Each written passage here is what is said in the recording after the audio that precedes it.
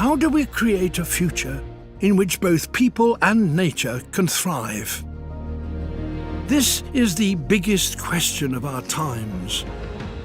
In the next few decades, we need to do something unprecedented, achieve a sustainable existence on Earth. But how do we do it? We can start by understanding how we got to this point.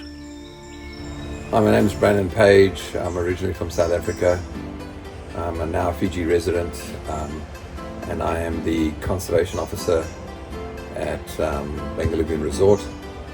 We've seen the success of this obviously grow as a tourism project over the years, and at the same time we've also seen it benefit the village that supports what we do by protecting the reefs that we are using for these projects.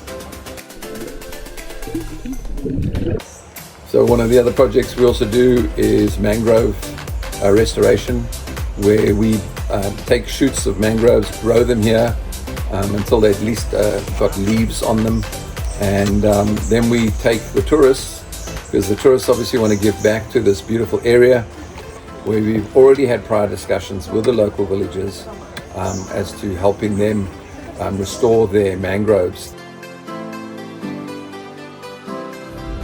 We now determine nature's survival. If we make these changes, we'll be a long way to becoming a species in balance with nature once again.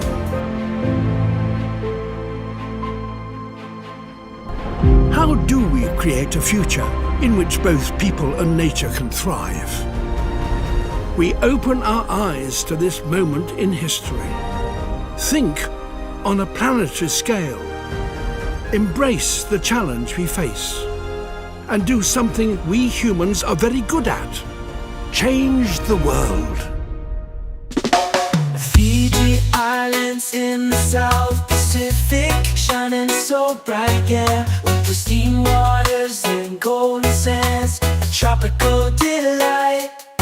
And there's Suva, the city of angels, when nights come alive. Oh, we're living the island life. Everything feels so right. Oh, Fiji Islands, where the palm